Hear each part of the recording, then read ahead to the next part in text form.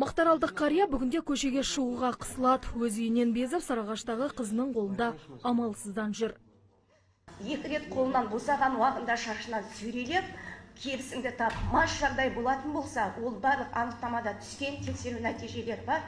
3 адам куә болса, шындық болады дейтін, әділдіктің қайда екенін мен білмеймін.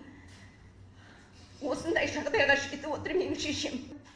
Кейуанаға түн ортасында баласын іздеп келген қайнағасының ұлы тап берген. Ауыл сыртындағы егістікке шығарып, ойына келгенін істеген. Есіктің алдынан шыққаннан соң менің шешемді қылқындырып ала жөнеледі. Есіктен сүйреп, рамада менің шетінде тұрамыз, біз көшенің соңғы жағында тұрамыз, Автықалы көшесінің. Сол рамаданға барып, сен тұншықтырып өлтірем, сен менің әкемді дуалап өлтіргенсің деп менің шешемді сүйрейді.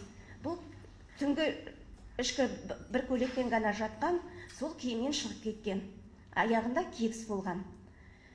Содан дуалдың жанына барған кезінде мен құтқарыңдар деп айғайлаған шешем, оны түнде ешкімде естімейді, өз қылқындырып алып кетіп бара жатса. Содан арыққа барғанда Құдай жарылқап, су жоқ болған, мен сені бұл жерге емес, мен сені масқараңды шығарам деп 2,5 километрге егістік алқабына сүйреп апарып, сорақы жағдайға душар етеді менің шешемді. Істі қараған аудандық ішкі істер басқармасының жұмысына қанағаттанбаған жәбірленушілер бүгін бар үмітті Нұр Отанға артты. Қоғамдық қабылдауға келген мамандар сорақылыққа барған азаматтың былығы анықталса, тиісті жазасын алу керек деп шешті.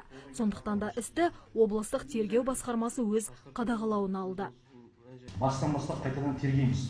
Енді бұрынғы тергенің барлығы шешім қабылданған, бірақ біз соны өзіміз облыстық тергеу басқармасы тергейді.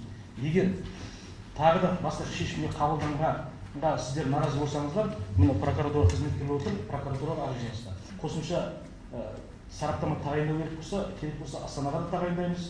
Барлық уәждеріңізді тексеріп, заңды түрде шешім қабылдап, прокуратура органдарына жолдаймыз. Бұл мәселе Нұр Отан партиясының да қатаң қадағалауында болады. Заңға сәйкес істеген ісін кім болса да мойнымен көтеруге тиіс дейді төраға.